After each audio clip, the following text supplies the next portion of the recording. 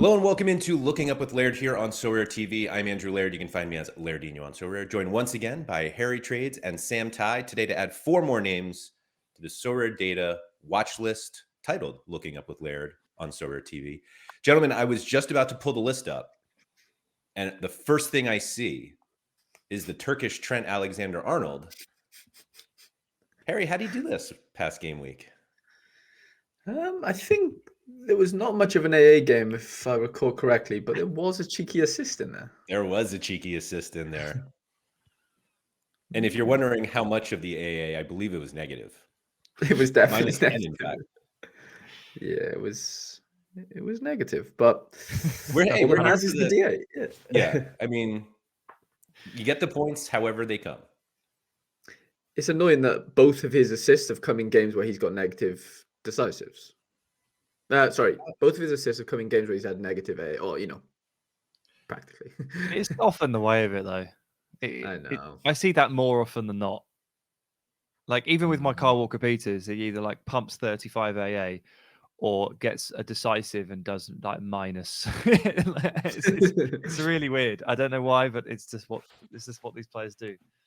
The nice just bailout, bailout assist. We take it. We'll take it every time. We'll take it. Yeah. Because of that, Harry, I'm going to let you start us today.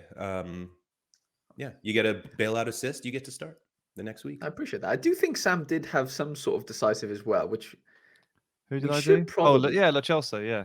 Hey. Yeah. Hey.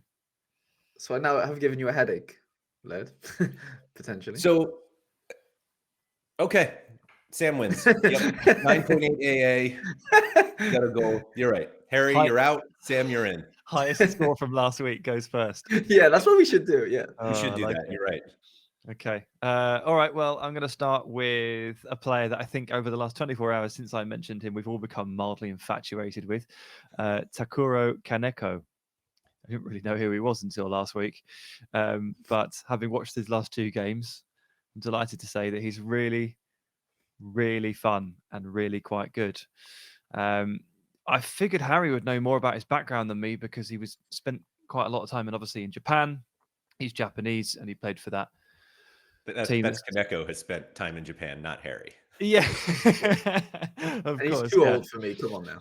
But that's true as well. Yeah, he looks like he joined over the summer and came to Europe. I've not got a lot of experience with how the J League to Croatia migration goes, but he's killing it. When he's been given the run in the side and the role in the team, he's really starting to pop. I watched them play against Astana in midweek and he was really good. And then I watched them play the other team yesterday on Monday and he was even better. And really, really, I kind of almost wish he didn't get those 2 decisives because I just started scribbling his name down on my list to think I should probably buy one of these. And then bang, he does that, catches everyone's attention, and the rare floor is 3 times their last sale, and someone nicked the super rare off the market last night. And it's one of those. I'm possibly a week late to this, but I only started watching Dinamo Zagreb literally last Thursday. So what can I do? However, what I can say is that he's awesome. He does these little twisting turns, even on one of the worst pitches I've seen this season, which looked like a tractor had run through it with a drunk driver on it. I think just like the way he twizzles and twists and fools defenders and finds space and creates separation, it bodes very, very well. Like the amount of separation he can create means that he will always win duels, always win contests, but always make room for a cross, which is what he did on Monday. Looks like he's got a good scoring history from Asia as well, so he doesn't look much like a flash in the pan. As I say, not familiar with his time there, but having seen these 2 games and looked him up over the last year on the scores, looks pretty good to me, guys. 3 straight home games coming up too. That's always fun. I will say, just from my own personal Zagreb experience, they're super frustrating when it comes to rotation, but it seems like he has solved that. Maybe. Like he's playing well enough to keep his spot. And yeah, the AA scores of the last 2 games those are about as elite as you can find. And I don't know anything about any of these. Well, I know that the Hajic split match, is that 1 versus 2? Yeah, it could be. It was. I mean, it's 2 top dogs for sure. I don't know exactly where. I mean, Yeah. Zagreb is 1v3. But Oh, yeah, 3. Okay. Right. And Zagreb's 3. But this next one, I don't know what the S at the end makes you Rudez? pronounce it. probably Rudesh or something. Yeah. Rudesh. Rudez, yeah. Dead last. 36 goals Okay. conceded. Wow. My God. God. And then whatever Balkani is in Europa. I don't know where they are either. But I feel like ever since Harry started Harry brought up Pandor, it's like we don't do enough real fixture watching ahead of time. Like we're just like, oh yeah, this looks good, but you don't really look. You're just like maybe 2 games out, but this looks really encouraging for the next few, to the point where, I mean, obviously the floor is a bit high versus recent sales certainly for the rares. But man, that new one is really popping. Like 8 days ago, that's a new season card, went for $36.68, and now this auction is at almost 85. That's wild. Whoa. Hmm. What about on the limited side? It hasn't come up too much. I mean, he was, I guess, in the 4-ish range, 4 to 5 range, and now, I mean, the floor is 8. Somebody paid 13 yesterday for some reason. That looks like a classic. Like he did really well again. I'm just gonna buy the next one. And although I guess these are, well, no, I was gonna say it wasn't a Zagreb card, but yeah, it's up. But these scores, I mean, how long is their break? It's not that long. 433 to 444. Just like not that long, really, but probably feels like an eternity. Yeah. I mean, look, man. How many cards do I own from Russia? That's not a break. Yeah, that's an off season. That's a short pause. No, I think everything you said makes a lot of sense. Is he on loan? I just noticed that this weird July 20th, 2024 is when his contract is up. No, I didn't look. I genuinely didn't look. I got so carried away in the last 5 days. No. Have a look. Have a look.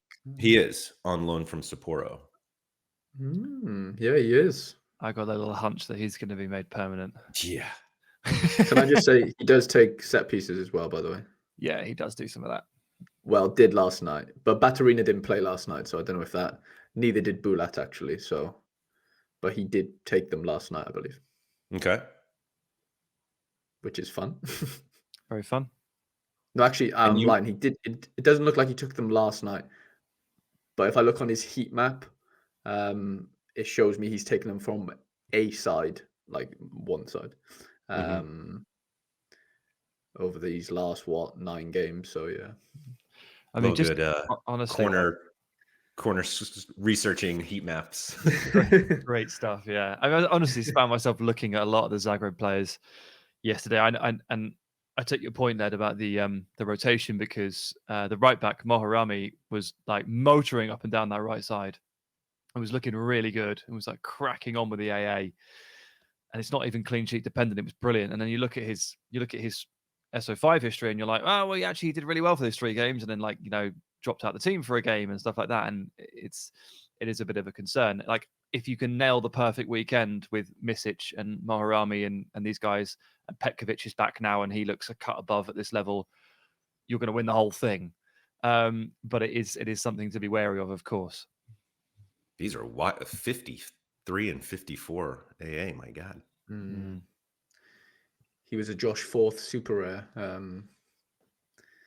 player at some point. Shock.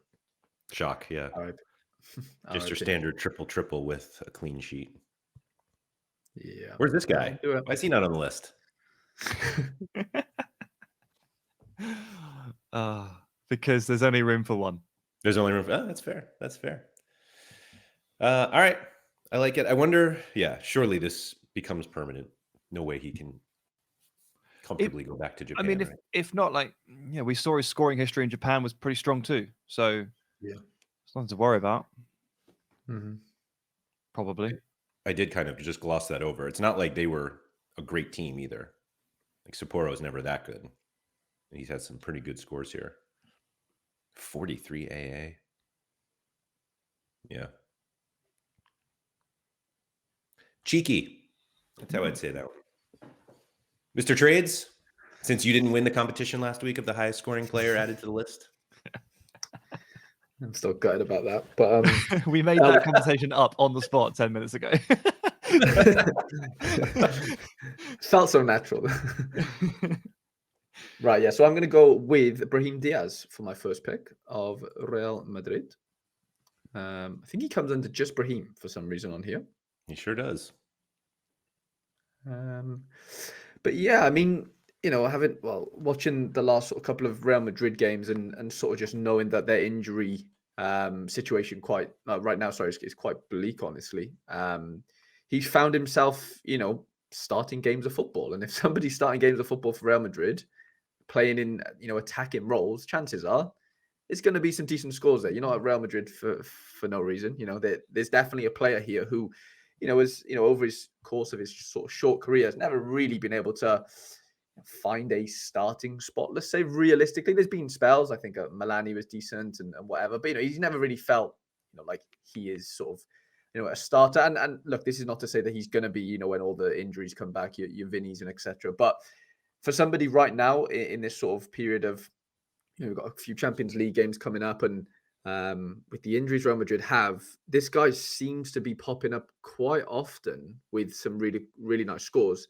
And I just can't really see it.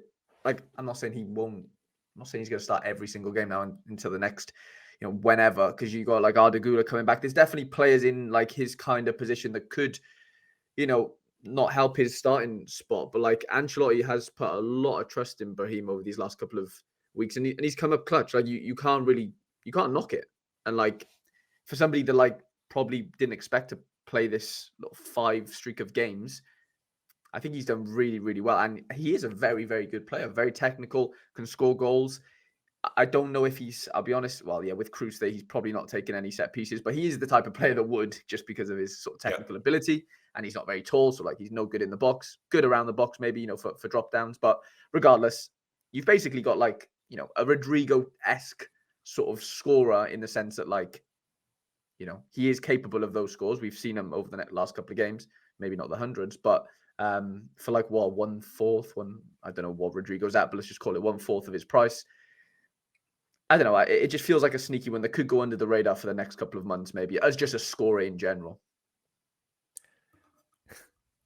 It sounded like you were like, he's like Rodrigo. He scores goals and he plays for Real Madrid. I mean, he is same age.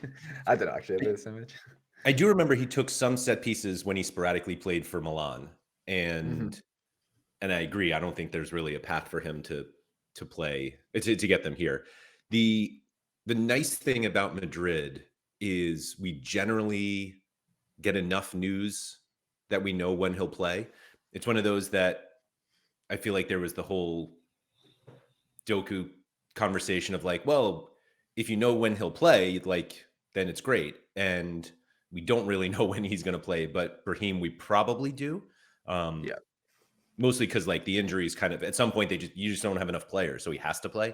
But I think we do normally get enough Real Madrid news early that, even if in the situation that somebody comes back and he kind of gets pushed down a little bit, they have, there's plenty of fixture congestion that they go through playing midweeks and all. And it just becomes clear that when you can play him, and if you have a situation where you have someone like who kind of plays sometimes, but when he does, he plays in an attacking spot for Real Madrid. That's a little different than like he sometimes plays for Zagreb. No offense to the non-Kaneko guys. But, yeah. So I think it's one of those that not every gallery should have a card like this because it's kind of wasting resources, although he's playing now. So maybe now is the opportunity, but it is one of those that I feel like just one of those cards that certain galleries probably should have because when he plays, he can deliver. It's literally like the same situation for me in a weird way with like, I own a Nacho and a Modric, right? Not because I really want them, because they just help me with collection bonus, but I will get the odd game. Well, obviously Modric with internationals, great. That's obviously a bonus on top of that. But as far as like domestically, you will get the odd Nacho game when his L15 is like 35 and he just plays in the Champions League and scores you 60, and you get Modric who scores 100 away to Granada, whoever. Like, sorry, Sam, but like, it just happens. What is and this? We're coming for Villa next. Watch out. And Brahim can play in a variety of positions as well. Like he's basically a 10, but like obviously Bellingham's going to be in that position realistically. So like he can play, like if they play the diamond, he can play as one of the sort of wider diamondy players, him and like Valverde potentially. Can even play up front, like in that sort of false 9 role or like left forward, right forward role that they had to deploy with like Vinny and Rodrigo, Bellingham just behind him in that 10. Like he's versatile, as we literally can see that. Cam left mid, striker right mid. Yeah, but like Real Madrid, they're against so Granada, fluid. I think he was playing as a 10, I think, because Bellingham was basically playing off the left. In which game? Against Granada. See what Opta have put for the formation, but yeah, Bellingham. So it was diamondy more than what that suggests. But yeah, Bellingham was off the left, which creates room for Diaz to play in the 10 or somewhere else as well. They've got a lot of flexibility in these players and in this forward line. If you saw just the names before the match and they were like, how do you think they played? Would you have ever ended up with Bellingham here and Valverde here? No. And the good news is that's not really what happened, so it's fine. Fair enough. The best thing about Brahim Diaz, by the way, guys, his dad follows me on Twitter. Wow. I don't know why. I just don't know why. Everyone does, Sam. You get 75,000 followers, you're bound to have Brahim Diaz's father to be part of the list. That's a good point, yeah. Huh. Oh, I love it. My God, he's still U23? No wonder you brought him up. I had no idea he was still U23. Just about. All right, Sam. Do you have a player that you can take a shot at one of Harry's teams or no? Maybe we can build one in. All of the players that I talk about play in higher leagues than Harry's team. Wow. That's actually not true. However, this player definitely does. This player we are welcoming back from a long-term injury, and he's one of my absolute faves. It's Ismael Bennacer of AC Milan, who stepped off the bench at the weekend. It's double N. Double N. Ah. Yeah, there you go. He stepped off the bench at the weekend to bring that L15 down to a nice, lovely 21. Looking good. Obviously, it's been a bit of a tough one for him. I think it's been 7-8 months. Serious knee injury, so take your time. And they've definitely missed him. I know that obviously Milan have done a really good job over the summer of kind of renovating that midfield, and Ruben Loftus-Cheek has had some big games, and Tijani Reinders has been really, really good as well. But Bennacer is one of those players where every top club is looking for that sort of do-it-all number 6, that controller, destroyer, rolled into one, tempo setter, can take the ball at any angle, under pressure, can do the defensive side. The only knock on Bennacer is that he's a bit short. And that's basically the only reason I think is that people don't really regard him in the same kind of bracket as the guys like Tchouaméni and Rodri, because he really is that good. And so considering he's a holding player, I'm not quite sure how his scores get into those reaches, like based on the sort of areas of the pitch that he plays in, but they do. He's a very reliable guy. Obviously, Milan get great utility, and they are a top team. So if you want that cheaper piece or that lower key piece on a top team that I'm pretty famous for looking for, I think Bennacer is the one. And I always feel much more comfortable talking about these kind of players and sort of putting them forward when I know for a fact that they are extremely good. And Bennacer is, for me, at his top level, he's a top 5 or 6 number 6 in the world. He's that good. I don't think people quite realize how good he is and how much of a difference he's going to make to Milan now that he's back. So I was just delighted to see him back. Absolutely delighted. Pretty heartwarming stuff. And hopefully he'll now crack on, stay injury free again, and score some points.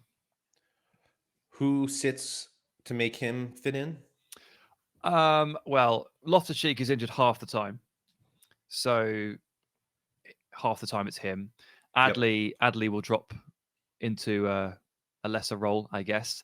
And then they have some flexibility. You know, they can play with kind of like 4-3-3 or 4-2-3-1, depending on what you want to do.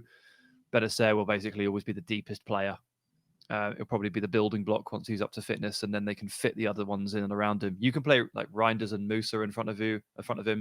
You can play Reinders and Loftus-Cheek ahead of him. Yep. You can kind of do anything you want with that, with just Bennacer at the base. And that's the good thing about having that player who's like, okay, we put him in there, and then we figure the rest out. So the first bit is Bennacer. Will he leave for AFCON? If he's fit enough, he should go and play for Algeria. Yeah, he's a very important player for them. He won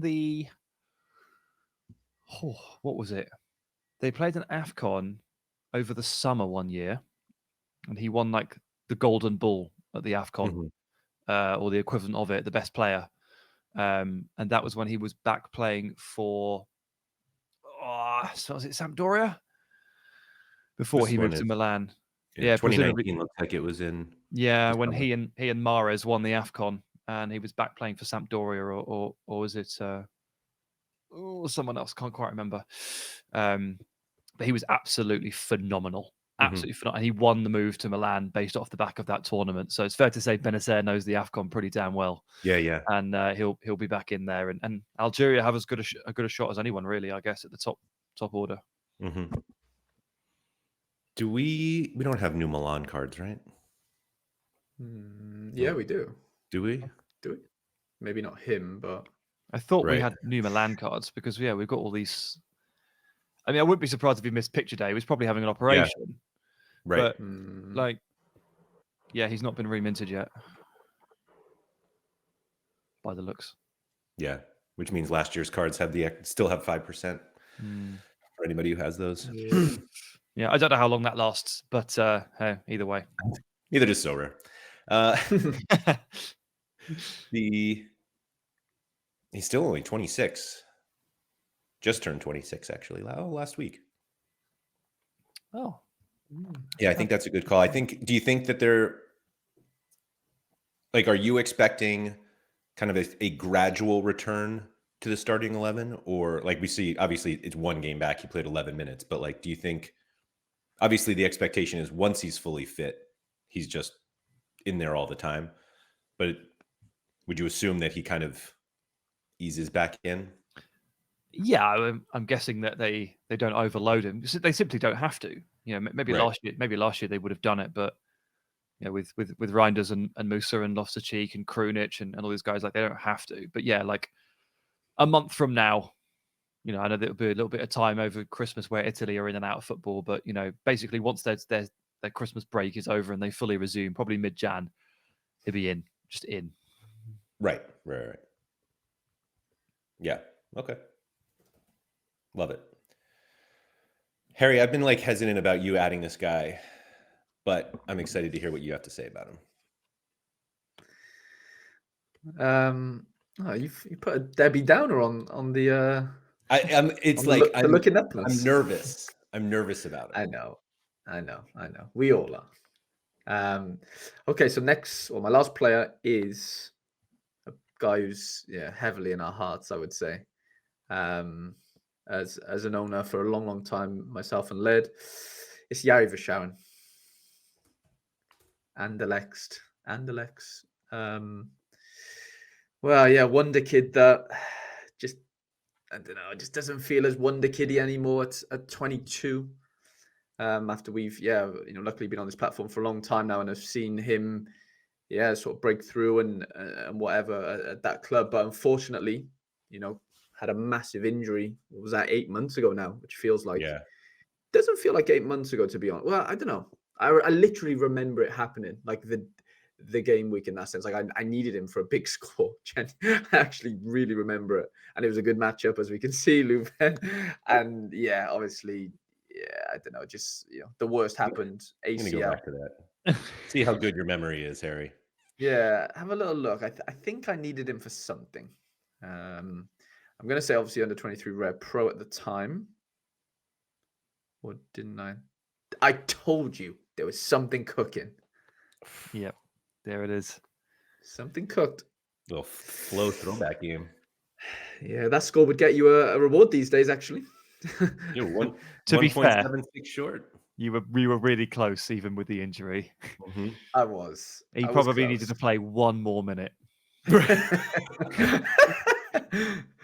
Feels like this weekend as well. I'm a point away as well with a very similar score. But yeah, man, Yari Verschaeren, Jesus, it's like, where do we start? You know, it's a tough one because Anderlecht are in a different position right now in the sense of like they just seem a lot better. Yeah. And that's not to say, you know, without him, but just as a team, they're just getting better results. You know, they're higher in the league. I think when he was not so much at his peak, but before he kind of did his ACL, he was their main guy realistically, wasn't he? Like creatively, like everything kind of went through him. He was the set piece taker, blah blah blah. And now it just feels like, you know, the team dynamic has changed, and I don't know what that kind of means for him, you know, positively or negatively. I can't, you know, it can't be I say it can't be a good thing. If the team's better, they're scoring more DAs, you know, the chances are he's going to be involved in more, you know, if he ends up, you know, getting starts again over these next couple of weeks. You've got Theo Leone now, who's, you know, kind of become the new Yari Verschaeren in that sense. As far as like his scores go, he's taken set pieces, quite similar as players as well. So it'd be really interesting actually to see what happened there, because I can only assume during like the academy days and like making debuts, Yari Verschaeren was obviously way highly, you know, rated than him because he made all his debuts earlier. He's played way more. He was way more experienced at a younger age. Actually, Yari's like a year below, maybe even 2 Leone. So like, I can't assume like they're just going to forget about Yari Verschaeren. Like that's not going to happen in that sense. I think they gave him a new contract as well, or like, you know, they extended it whilst he was injured or something. So like, you know, there's still full faith in him. I feel like he's played full 90 minutes, I think, for the reserves already. Got a couple of assists.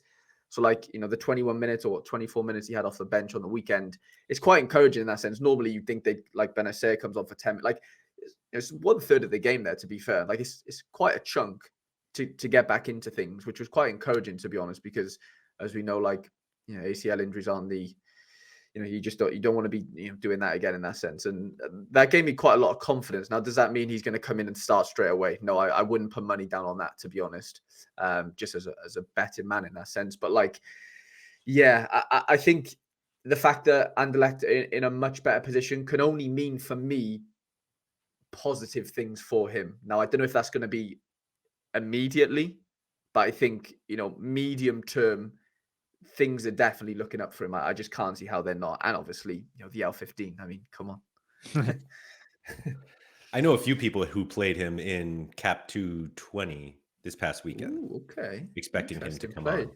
I mean, Okay. 28 from 0 is not bad. So Not bad, obviously, yeah. they were like, surely he could get it decisive. I mean, 24 minutes.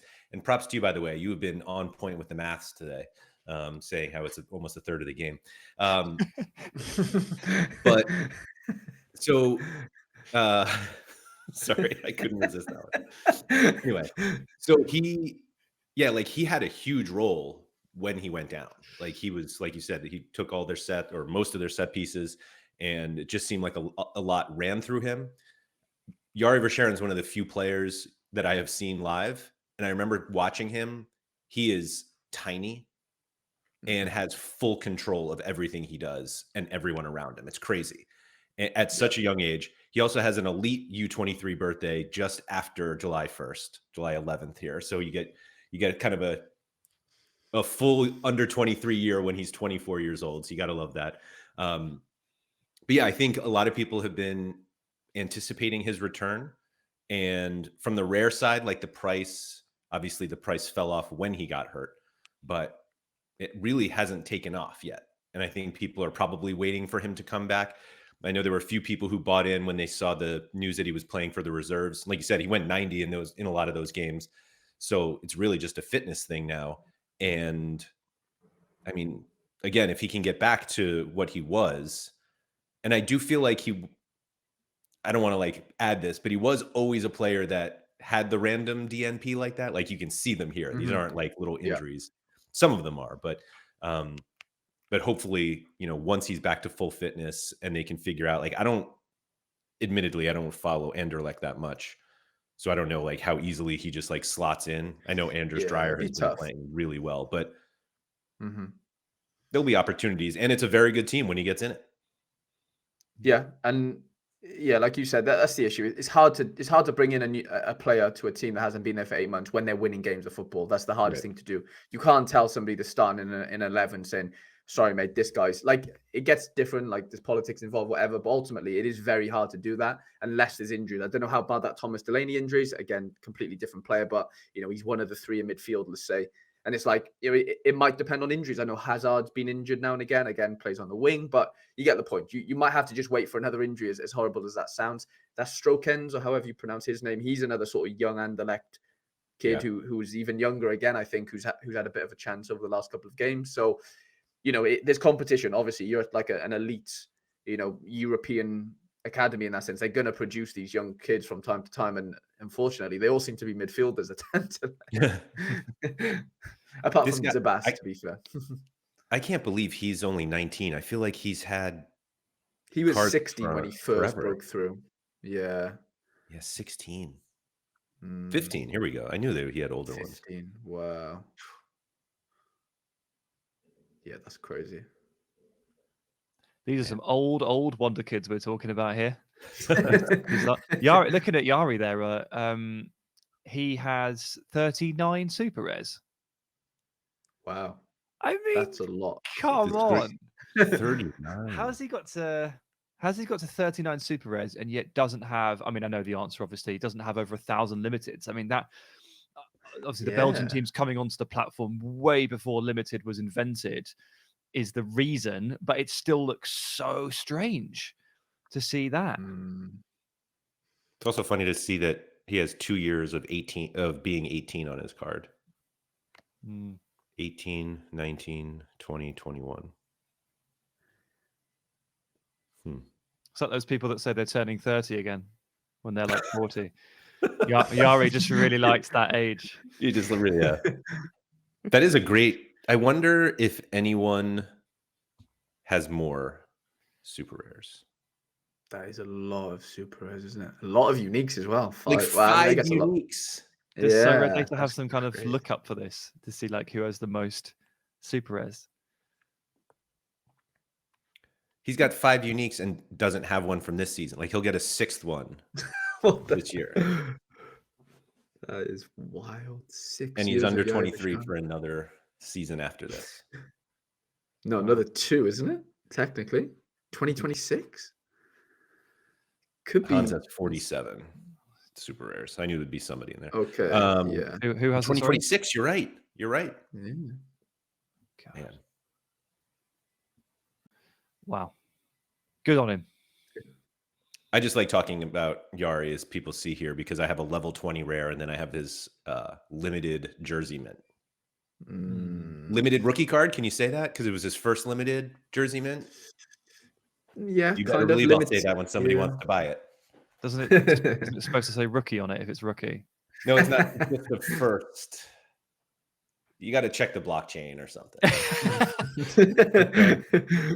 Why don't you get a Sharpie out and write rookie on that card and see what happens? I would do it. I would do it. If there was a microtransaction for that, I would pay for it for sure.